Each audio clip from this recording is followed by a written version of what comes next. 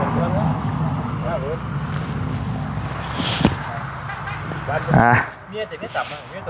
ี่น้องเอ้ยมาเบิ่งสีเฮือนน้องสายฟ้ายามมื้อเว้นก่อนบัดนี้ก็ได้โอ้ยเนาะถือว่าสะอาดหูสะอาดตาพี่น้องเอ้ยพาพี่พาน้องมาเบิ่งมุมมันก็บ่คักปานใดตะเว้นแย่มานะพี่น้องเนาะกับตัวนั้นแหละยังคาตัวนั้นบ่รีให้ทางพอสร้างเพิ่นทำความสะอาดบัดแหละมันบ่งามเลยแหละตัวนั้นแล้วจังว่ากันมันถึกสีถึกปูนถึกคราบอีหยังต่างๆหลายอย่างอยู่เนาะพี่น้องเอ้ยแต่ว่าก็แย่อยู่หน่อยนึงพี่น้องเอ้ยมันอันนี้แย่แต่ว่าก็คักอยู่อันสีแต่คันว่าให้มันคักอีหลีต้องทาตัวนี้ก่อนทาตัวนี้แล้วก็จังว่ากันทาบานถ้าหยังมันก็สิงามกว่านี้ตัวนี้ยังสิแต่งขอบตัวนี้อีกอยู่แต่งขอบสีขาวคือบอลี่ว่าอะไรเนาะ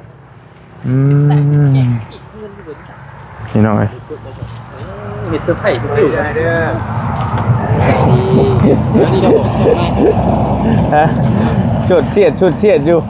โคตรโพเป็นแต่น้ำลายไหลน้ำไม่ดีล้อนี่ไอ้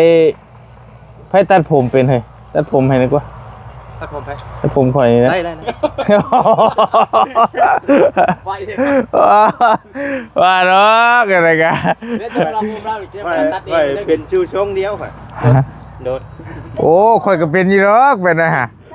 อาบเลือดน้ำได้พังชงหนีพังว่านี่ทหารได้ตัดให้ชงแล้วเอาโอ้ยเนาะมาอยู่นี่เบิดมานี่เนาะ4-5 คนพี่น้องเอ้ยโอเคจะเข้าไปนั่งกินน้ำพาพี่พาน้องเบิ่งสีเฮือนน้องสายฟ้าก่อนพี่น้องเอ้ยเบิ่งคักๆก่อนเดี๋ยวย่างมาไกลๆจักน้อยนึงย่างมามุมไกลๆนี่พี่น้องสิประมาณนี้แต่มันอยากสะท้อนอันนี่พี่น้องอยากสะท้อนแสงนิดนึงสีก็โอเคอยู่งามเนาะถ้าตัดสีขาวทั้งลุ่มแล้วก็ตัดสีขาวทั้งเทิงอีกโอ้บัดนี้แหละเฮือนนะพี่น้องเอ้ยเนาะความงามมันได้สำนี้แหละเนาะป้าเดี๋ยวเข้าไปเบิ่งทางในน้ำเดี๋ยวสีคำบอกมื้อนี้มาเว้นนี่พอได้เห็นภาพงามๆน้ำกันนอนสันดอกพี่น้องเนาะเดี๋ยวสิบ่เห็นภาพเมื่อคืนนี่ก็มามืดเลยเดี๋ยวมาเบิ่งก่อนแป๊บนึงพี่น้องนี่เป็นภาพทางหน้าเนาะเป็นภาพทางหน้าของเฮือนน้องสายฟ้าเฮาเดี๋ยวจะพาพี่พาน้องมาเบิ่งบริเวณรอบๆก่อน360องศาคือเก่าบริสิพามาเบิ่งสีเพราะว่าเมื่อคืนนี่มาถ่ายมันก็ค่ำในน้อยนึงพี่น้องบ่ค่ำแล้วมืดเลยแหละก็เลยสิมาเบิ่งตอนเว้นก่อนเดี๋ยวมันสิค่ำจังได๋ก็ค่ำได้นี่ก็ได้มาเบิ่งคักๆกันตอนบรรยากาศแจ้งหูแจ้งตานะพี่น้องเนาะก็งามเลยพี่น้องสีมันแบบว่าเฮาเบิ่งแล้วมันบ่แพ้หูบ่แพ้ตาปานใดบ่แจ๊ดเกินไปแล้วก็บ่เศร้าเกินไปนะเป็นสียอดฮิตสียอดนิยมมันสิเข้ากับทรงนี้เลยทรงอันโมเดิร์นเท่านี้เนาะส่วนหลายเขาเจ้าก็ฮิตกันใส่สีนี่แหละและการลวดลายการตกแต่งก็แล้วแต่ผู้ใดสิเฮ็ดแต่ว่าทางบอลี่เองนี่สีแต่งคือเฮ็ดนี่แหละทาสีตีนมันสีนึงแล้วก็ขยับขึ้นมาอีกประมาณ 3-4 นิ้วนะเป็นเส้นแบบเป็นสีขาวพี่น้องแล้วก็อยู่เทิงมันอีกเป็นเส้นนึงเส้นเดียวอยู่เทิงนี่เป็นเส้นสีขาวแล้วก็สิหาพ่อแล้วอนามัยตอนนั้นแหละให้มันสะอาดแล้วก็มันงามแล้วพี่น้องเฮือนน้องสายฟ้าเพิ่นที่ว่าคักเดี๋ยวสิย่างมาเบิ่งทางหลังอีกก่อนหน่อยนึงเบิ่งพี่น้องเห็นคักอยู่บ่เด้เชอะนี่สีประมาณนี้ทั้งข้างแต่ว่าให้งามเดี๋ยวเบิ่งทั้งข้างทั้งนี้ข้างทั้งหน้าเบิ่งข้างประมาณนี้นี่งามเพราะว่าเฮาก่อออกมาเด้ก่อออกมาคัดลาดทั้งหน้านี่แม่นว่าคักพี่น้องเบิ่งขยับมาเบิ่งทางพี่ด้านหลังบัดนี้มาเบิ่งด้านหลังก่อนโอ้คักนี่อันนี้ทางหลังพี่น้องอันนี้คือทางหลังเพิ่นก็สิประมาณนี้แหละทุ่มอยู่แบบว่า คือตะเว้นกำลังสิตกดินนะสีกำลังครึมๆแล้วก็บ่มืดปานใดบ่แจ้งปานใดพอดีเบิ่งแบบคักเนาะถ้าว่าเป็นสีแจ้งกว่านี้มันก็สีเบิ่งแล้วก็สีแจ๊ดโพดคันว่าสีเศร้ากว่านี้ก็สีเศร้าโพดก็พอดีงามพอดีคักแล้วอันนี้คือบริเวณรอบๆเฮือนน้องเพิ่นเนาะพี่น้องเนาะเดี๋ยวสิมาพามาเบิ่งข้างหน้าอีกบาทหนึงแล้วก็จังสิเข้าไปเบิ่งในเฮือนบาทนี้ก็ได้นี่ประมาณนี้นี่เบิ่งทางนี้เด้อพี่น้องคันอยากให้งามเฮือนน้องสายฟ้าเฮานี่เบิ่งทางนี้คืองามค่ารถน้องเพิ่นน้อยนึงนี่ทึมอยู่มันเฮ็ดให้เฮือนเฮาใหญ่เบิ่งทางนี้เฮ็ดเฮือนเฮาใหญ่แล้วก็กว้างเป็นเซกมาเห็นบ่ลูลาเลยนะพี่น้องเอ้ยเนาะพอดีคักเข้าท่าอันเด้มันมาส่อคือมาส่ออ้ายอีกเลยเกลือมันเลยหามโอเคสบายดีลูกหล่ะอ้ายบ่อยู่บ่ไปเลยไปกินนี่โอเคกับทางน้องนิวเพิ่นส่งหาบอลลี่บอกว่ามีทางผู้ใหญ่ใจดีเพิ่นสิซอยติดตะกะโลเฮือนน้องสายฟ้าว่าซั่นทั้งเบิดเลยเนาะก็ถือว่าเป็นมีข่าวดีเติมทางนี่ก็ได้ก็ดีใจนำได้บอลลี่กันนี่เด้เป็น4กะโลทางน้องนิวทักหาบอลลี่ตั้งแต่เมื่อคืนนี่แหละก็คุยกันบอกว่าให้บอลลี่บอกว่าหาสีขาวตัวสีมันมึนๆซะก็โอเคได้เรื่องตัวนี้งามแล้วมีแต่ขึ้นอยู่กับเจ้าของบ้านแล้วบัดนี้ว่าสิรักษาความสะอาดได้ซำใดงามนะพี่น้องนี่คือน้องมันซื้อมาครบหมดแล้ว50ปลายแก๊สทางน้องนิวเพิ่นอันนี้น้องนิวรับผิดชอบแล้วก็เพิ่นสิติดเบิดเลยนะทั้งห้องนี้แล้วก็ห้องโถงแล้วก็ติดขึ้นฟ้าแผ่นนึงเจ้าจับไปใช้ให้เบิ่งดูแผ่นนึงโอเคจะมาค่อยๆจับโอเคไปใช้ฟ้าพังพุทธแม่นละโอเคสิประมาณนั้นมันแต่ว่าเพื่อเฮาติดอยู่พื้นมันก็สิขยับขึ้นอีกน้อยนึงแต่ว่าก็โอ้ยงามแล้วนี่ก็ได้พี่น้องซ้ำที่ใส่ซ้ำที่อยู่เด้โอเคละตึงอยู่เนาะแม้แต่เพื่อเฮาลวดปูนอีกได้ฮะเพื่อลวดปูนมันก็สิสูงขึ้นกว่าหั่นแล้วก็ติดขึ้นอีกแผ่นนึงแต่ว่าทางเฮือนบอลี่เองอ่ะทางพ่อกับแม่เพิ่นติดให้ติดขึ้น2แผ่นก็สิเพียงพี่แหละแต่ว่านี่เฮาว่ายันงบมันบ่เพียงบ่พอก็เลยเอาแผ่นนึงก็เหลือกินแล้วจังสิใส่นี่ก็ได้งามพี่น้องเอ้ยเข้าท่าเดี๋ยวมาเบิ่งข้างในก่อนบัดนี้ทางพ่อเราติดเป็นจังได๋ตัวนี้ห้องไฟฟ้าเมื่อคืนนี้มาเบิ่งโอ้แล้วเหยียบได้ป่ะฮะเหยียบได้จะไปเหยียบได้หมองมันบุคคลเหยียบได้เหยียบได้ป่ะฮึได้ไอ้นี่ยังเขาไม่เหยียบบ่กันยังเหลือตัวติดขึ้นฟ้าบัดติดขึ้นฟ้านี่ติดฟ้าครับก็ถือว่าโอเคนะพี่น้องผมมีปัญหาในส่วนนั้นงามแต่ว่าตัวนี้นี่อยากเป็นกะโลหยาบนิดนึงแล้วพี่น้องเด้อก็บ่ถึงว่าก็ว่าหยาบให้พอดีหยาบมันมืนนิดนึงทำความสะอาดได้อยู่มีแต่เจ้ามันปัดมันถูเหลือได้ผมมีปัญหาในส่วนนั้นพี่น้องเราติดแล้วยังเหลือแต่ตัดขอบมาใส่ฮะตัดใส่แล้วก็เมนว่าแล้วก็ติดขึ้นฟ้าแล้วก็เมนว่าจบนะบริบูรณ์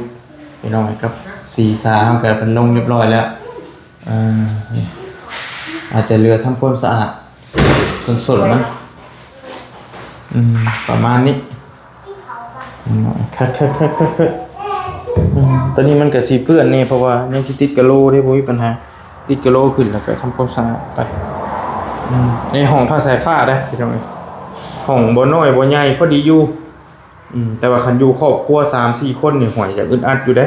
เดี๋ยวคันชายโสดผู้เดียวเป็นคู่ผัวเมียนี่ก็พอดีอยู่พอดีงามกับยังตัวนี้เฮายังสิจัดการเรื่องสีทาเรื่องสีอนามัยอยู่ยังสิเฮ็ดคักแต่ว่าสิงามนะเพื่อนน้องสายฟ้านี่โอเคละพี่น้องดุเดือดอยู่สิทาสีแล้วก็ติดกะโหลเบิดเลยเบิดทั้งนอกทั้งในเบิดหน้าพร้อมทั้งหน้าว่าสุดติงกระดิ่งแมวละตัวนี้พอสร้างแล้วกำลังดำเนินการติดห้องเท้าบุญทวีอยู่เนาะนี่ก็สิได้ครึ่งหนึงแล้วเบิกทรงบายดีเด้อสร้างเด้อสวัสดีจะแก๊สอะไรนี่เบิ่ง3 แก๊ส 4 แก๊สอะไรนี่เนาะ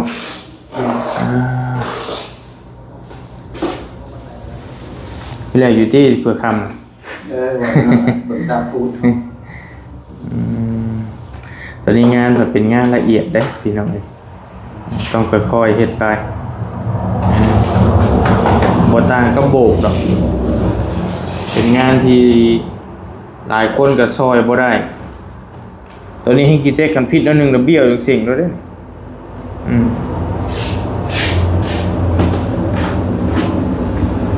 กะโลมันก็อยากเป็นอันเดียวกับสีเฮือนน้อยนึงเนาะสีเดียวกับสีเฮือนเลยดีแล้วพี่น้องครับเปิดติดฟืนติดไฟกับสิแจ้งสิสว่างสบายก็นี่อยู่ครับฮอดบ่อเก่าเดี๋ยวนะฮอดบ่อเก่าเก็บยังหอมดีแปลกของแม่เขาตัดเสริมใส่ไล่ตามแผนนี่แหละโดยบริษัทนำเบิ่งบริกันแต่บ่ฮอดดอกแต่เพื่อขึ้นฟ้ามันก็10 ปลายไปจังได๋เพื่อฮอดฟ้า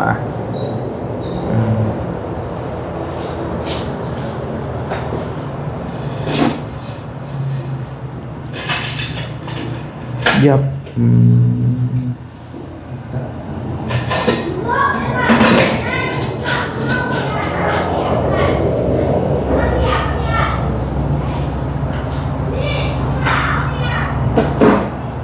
โบเพียงอีกอันนี้เราเปิดก็ได้อยู่1 แก๊ส 2 แก๊สนี่3 แก๊ส3 แก๊สกับ1 แผ่นเราติดของนี่ก็สิบัดอยู่ประมาณ8 แก๊สน้อยๆนะ8 แก๊สครึ่งๆไปน้องเลยเดี๋ยวน้องสายฟ้าเฮานี้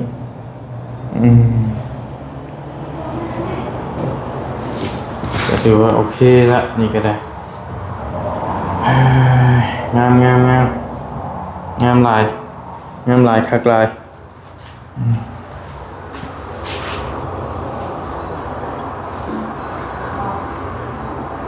เข้ามากก็จะรู้สึกว่าสิมืดๆหน่อยนึงแต่มันก็ต้องเปิดประตูตัวนี้ออกฟับออกไปสิสว่างแน่แต่ว่าคณะกรณีว่าเฮาติดเพดานในอนาคตแล้วเป็นเพื่อนน้องคนนี้โอเคงามนะพี่น้องสุดยอดเลยพอมันสูงมันเฮ็ดให้เพื่อนเฮาบ่คับแคบติดเพดานจองลงมาแล้วก็แม่นติดไฟสว่างสวายแล้วแม่นคักเลยเพื่อนน้องเพิ่นได้เลือกความสูงมันได้เด้บางเพื่อนต่ำๆแคบๆแล้วบ่ว่าเพื่อนมันเฮ็ดให้เพื่อนอึดอัดนะเอาอยู่แล้วอึดอัด แต่ว่าคือเพื่อนน้องเพิ่นได้แบบเลยเพราะมันสูงแต่ว่ามันก็สิเปลืองปูนเปลืองบล็อกเปลืองหยังให้แล้วเฮาก่อขึ้นก็เติบนึงอยู่พี่น้องช่างนี้ตัวนี้ค่ะระดับเดียวกันเลยเนี่ยมันสูงติดฝ้าติดเพดานเนี่ยโอ้เอาเรื่องงามอยู่ไงแต่ก็ยังบ่ทันฮอดพุ่นดอกนี่ก็สุดติงแล้วพี่น้องติดกะโลนี่ก็งามเลยกินแล้วใช่แล้วนี่ก็ได้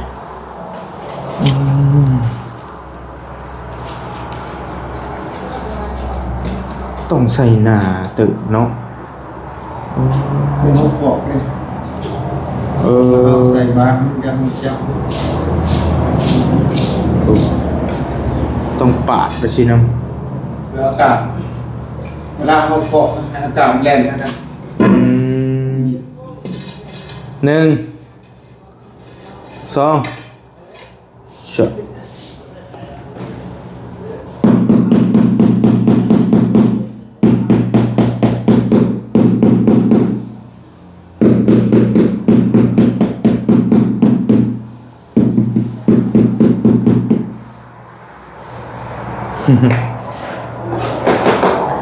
เดี๋ยวบ่ได้บอกสายฟ้าอันนั้นเวลามาซอยเสร็จเพราะว่า มันก่อนเสร็จก็ได้ เพื่อนบอลลี่นั่นล่าสุดนี่เนาะติดห้องน้ำโอ้โห โอ้ยคอยจะไปล้ำของร้านเพื่อนหรอเก็บเช็คได้ เพื่อชิล่างออกเอาหูเรื่องเลยบ้านนี้ น้ำมันเลยขีดล่องไว้แล้วมิตรยาเสร็จไป โดยสร้างเพิ่นเหยียบไปเหยียบมาเหยียบไปเหยียบมาแล้วรถ ตอนนี้เขาบอกว่าไม่ได้เข้าหรือว่าเข้าน้ำมัน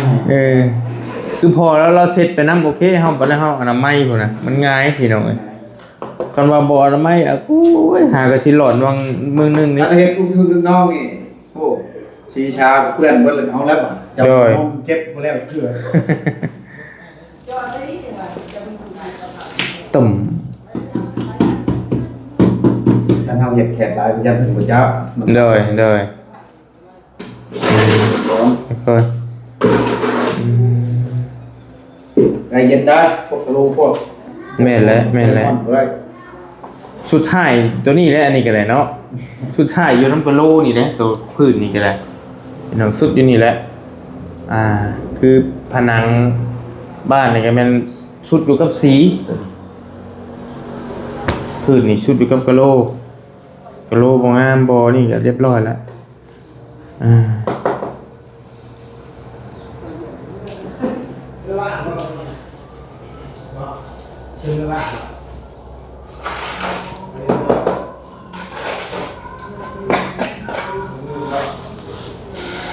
สีเทาผสมผสานกัน แต่สีมืดๆหน่อยนึงกลับมากันนะพี่น้องคันว่า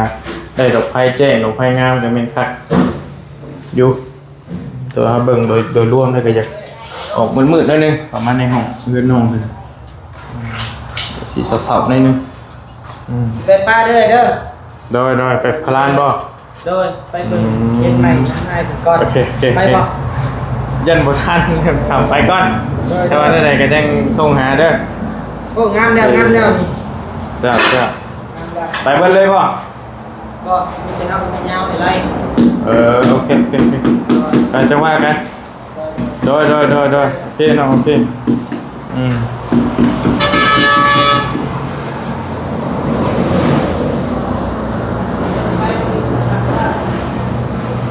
เถื่อมันบ่ได้ฮู้หยังไดติดแรงตกปากมาเลย เจ้าของเฮือนบ่ พอโอ้นำแล้วประชาชนแล้วเพิ่นบ่เคยได้ โดยบ่ว่าจะใช้ฟ้าแล้วติดอยู่เฮือนเฮาบางทีเฮาเผลอได้เหยียบลุกลงติจ้ะ พอโฮกแล้วสิแก้บ่ได้ยากมันแข็งแน่บ่นี่นะ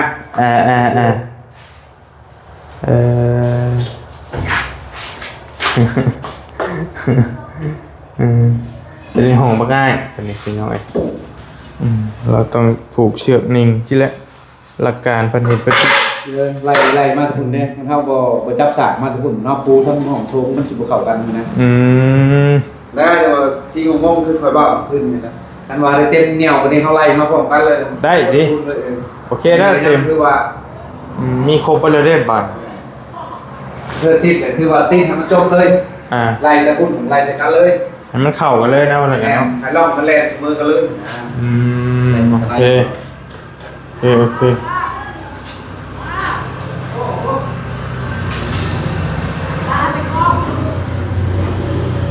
คักแต่ว่าตัวนี้หันสิเป็นอีกซีนึงทางนอกบริคุยกับน้องเพิ่นว่าอันนี้กระเทินได้ซื้อมาแล้วก็บ่เป็นหยังได้ให้เพิ่นติดเลยตัวนี้ทางนอกได้ให้เพิ่นเอาสีขาวให้มันสะอาดนี่นะเป็นสีขาว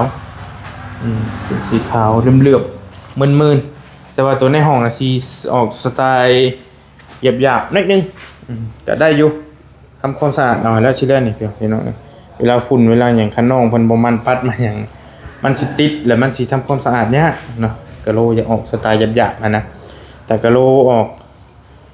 มึนๆเขาทำความสะอาดง่ายพอยปัดไปวันนึงก็กุ่มไปเลยมีกับ FC เบิ่งว่าโทษว่ะ บอก เจ้าได้คนชงได้ช่องโตโน่ว่ะเอาขายให้เขาโอ้ยเขาเห็นเล็กเป็นเรื่อยว่ะเขาเห็นก็เทียบผู้เดียวว่ะเห็นบ่ได้บ่ โดย คนแท้บ่เห็นกันแล้วว่าให้น่ะเพิ่นลงขอความช่วยเหลือแต่ว่าลูกเทือกไปเล่าให้เจ้าพังอยู่บ่มีหยังทางเซลงมาของคันเด้เราอยู่ผู้เดียวลูกไปไทยเพิ่น ผู้เฒ่าบอก แม่ผู้เฒ่า โอ้ มีแต่เอื้อยอย่างแล้วเราไปถ่ายห้องเท่าไหร่ก็เราก็อยู่คนเดียวทั้งซักถ้าลูกผมไปหาเงินมาใช้จ่ายฝากมาใช้ปัดบ่มีเงินลูกก็ใช้ไปไทยนะก็มันเกิดได้แน่บ่ได้แน่เราว่ากันว่าเป็นวางของคนเดียว โอเคแล้วจังร่วมกันก็ได้ตอนนี้จะไพ่โทรเข้านี่โทรศัพท์เพื่อเลอตัวนี้โทรศัพท์เจ้าบ่ไม่ช่างโทรศัพท์ไพ่โทรเข้าของเจ้าบ่ฮามไปเบิ่งดูสายเข่าโทรศัพท์สายเข่าฮะโมเมนต์ได้ของไพ่ของไม่สุกบ่เอาพี่น้องประมาณนี้แหละเนาะบรรยากาศอยู่เพื่อนน้องๆเพิ่นพี่น้องทางพอสร้างกำลังลงสีแล้วก็กำลังติดกะโลดำเนินการขั้นตอนตัวติดกะโลเบิ่งคันสิพาย่างมาเบิ่งมุมไกลๆถ้าพี่น้องเดียวมาเบิ่งอยู่ทางทิมทางพี่ก็สิเห็นอยู่ประมาณนี้นี่ตึมนี่เบิ่งมุมนี่งามได้พี่น้องเฮือนน้องเพิ่นนี่เบิ่งอยู่มุมนี่ได้เรื่องเลยเนาะเฮือนน้องสายฟ้าน้องบุญทวีนี่เฮาเบิ่งแบบนี้เบิ่งข้างว่ามันฮู้มันเฮ็ดให้เฮือนเฮาใหญ่เฮ็ดให้เฮือนเฮาใหญ่เฮ็ดให้เฮือนเฮากว้างนะแต่ว่าถ้าเฮามาเบิ่งทางหน้านี่กรณีว่าเฮามาเบิ่งทางหน้านี้มันก็สิแหลมกว่าน้อยนึงจะออกสไตล์แหลมๆนี่เห็นบ่เอาแหลมๆอยากน้อยๆแต่ว่าเบิ่งทางข้างหันงามแล้วกินนี่คือกินพี่น้องเนาะนี่คือเฮามาย่างมาทางเฮือนเก่าน้องเพิ่นนี้สิเอาให้พี่น้องเบิ่งคักๆนะเกิดว่าคนทางอื่นทางไกลเพิ่นมาเลี้ยวมาเบิ่งนี่คืออยู่หิมทางพี่เลยนี่เฮาเดียวมันสิเห็นประมาณนี้เห็นป่ะนี่สิเห็นประมาณนี้เลยงามเลยนี่พี่น้องเห็นป่ะอันนี้มุมไกลแล้วตัวนี้มุมไกลเดี๋ยวซูมมานี่แต่สิอยู่ระหว่างนี้นี่ก็งามเนาะพี่น้องเนาะโอเคมีแต่บอลี่คอโตเนาะจบคลิปปิดคลิปไว้เพียงสำนี้ก่อนบรรยากาศอยู่เฮือนน้องสายฟ้าถือว่างามระดับหนึ่งเลยแหละเฮือนน้องเพิ่นนี่ก็ได้เฮ็ดทางพอสร้างแล้วก็โอเคสีไม้ลายมือแล้วก็ใช้ได้เนาะพี่น้องเนาะเฮ็ดผู้เดียวทาสีคนเดียวดายแล้วก็ถือว่าเฮ็ดได้ครบทุกอย่างเราก็ได้กำลังติดกะโลอยู่แล้วก็กะโลก็ได้ครบบัดเลยติดบัดเทือนเลยมีทางผู้ใหญ่ใจดีทางน้องนิวว่าซั่นคือว่าผู้ใหญ่ใจดีชื่อว่าแม่เย็นคือว่าซั่นเนาะก็คุ้นหูอยู่บ่ลีก็สื่อนี่เนาะคือได้ยินเพิ่นซอยมาเรื่อยๆอยู่เอาอยู่ดีมีแฮงโชคมาร่ำรวยเนาะขอบใจหลายๆผู้ใหญ่ใจดีผู้ใหญ่ใจบุญบัดทุกท่านที่ซอยน้องสายฟ้าน้องบุญทวีจนฮอดตลอดรอดฟังเนาะจนฮอดซุมื้อนี้บ่ลีเองก็ภูมิใจหลายที่ได้ซอยน้องเพิ่นจนได้เฮือนได้ซ่านงามๆจนฮอดซุมื้อนี้เนาะเอาก็ให้ทั้งพ่อกับแม่เด้อเนาะผู้ใหญ่ใจดีพ่อใจดีแม่ใจดีบัดทุกผู้ทุกคนเนาะให้เพิ่นอยู่ดีมีแฮงให้โชคให้มาให้ร่ำให้รวยปีใหม่สุขภาพเข้มแข็งอยู่ดีมีแฮงเนาะเบิ่งแย่งลูกหลานต่อไปให้โชคให้มาให้โลมคุมเงินคุมค่ำให้มีแต่โชคแต่ไส้ให้เฮงๆปังๆสุขภาพเข้มแข็งอยู่ดีมีแฮงเนาะร่ำรวยเด้อเนาะอย่าเจ็บอย่าจนอย่าคัดอย่าซนไปทางใดมาทางใดก็ให้ตลอดปลอดภัยให้มีแต่คนหักคนแพงอยู่ดีมีแฮงสาธุไปก่อนบ๊ายบายเจอกันใหม่พี่น้องโดย